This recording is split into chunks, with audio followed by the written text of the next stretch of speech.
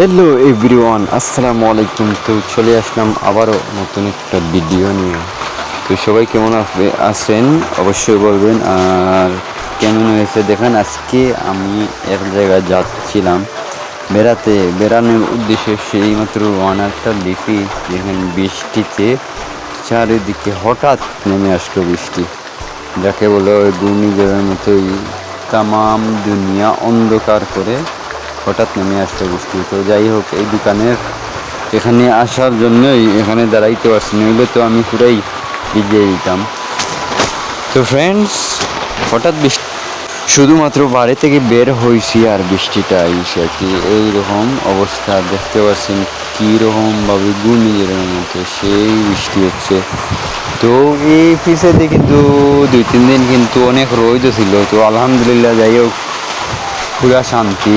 আজকে সকালেই অনেক গরম ছিল, গরমের কারণে তাপমাত্রা কথা হয়নি কি, কারেন্ট 2 ঘন্টা দিলে 2 ঘন্টা নেই, কারেন্টের ওই অবস্থা। আর গরম, প্রচণ্ড গরম সকালেও ছিল।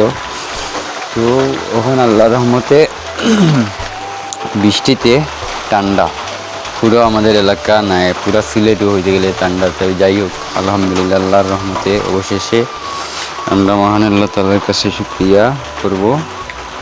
এই যে সিলেট 2-3 দিন আগে দেখলাম খুব বেশি তাপমাত্রা ছিল, কিন্তু এখন কিন্তু আবার ঠান্ডা। তো যাই হোক, সবাই দোয়া করবেন আর সবাই সবার জন্য দোয়া করবেন। আর অবশ্যই বলবেন, আমি যে এই প্রাকৃতিক দৃশ্যগুলো নিয়ে ভিডিও বানাই বা বৃষ্টিময় যে কোনো ধরনের প্রাকৃতিক গ্রামীণ পরিবেশের যে ভিডিওগুলো বানাই, আপনাদের কাছে কেমন লাগে অবশ্যই বলবেন।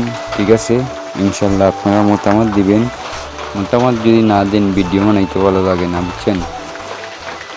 সো ভিডিও বানানোর উদ্দেশ্য হচ্ছে গিয়ে আমি আপনাদের ভালোবাসা পেতে চাই। আপনারা কেমন, আপনাদের সাপোর্ট পেতে চাই। আপনাদের যদি ভালো না লাগে আমি ওই রকম ইনশাল্লাহ ভিডিও বানাবো না।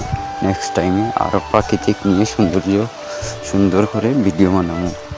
তো আমি যে দোকানের সাইটে দাঁড়াইয়া কিন্তু ভিডিও বানাইছিলাম, তো আপনাদেরকে আমি দেখাইছি আমি কোন জায়গায় দাঁড়িয়ে যে ভিডিও বানাইছি। আমার ভিডিও বানাইছি, ভাবলাম একটু ভিডিও করি আপনাদেরকে একটু দেখাই।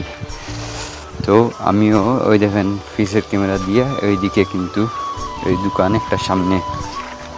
সো ওই দেখেন আমাকেও দেখতে পাচ্ছেন।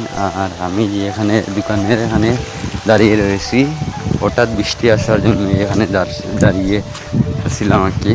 আর দেখছেন, আর আপনারা অবশ্যই মতামত দিবেন, মতামত দিলে ইনশাল্লাহ ভিডিও আরও ভালো বানাবো। তো ক্যামেরাম্যানের জন্য ভিডিও ভালো বানাইতে পারি না। ধন্যবাদ আপনার সবাইকে, অসংখ্য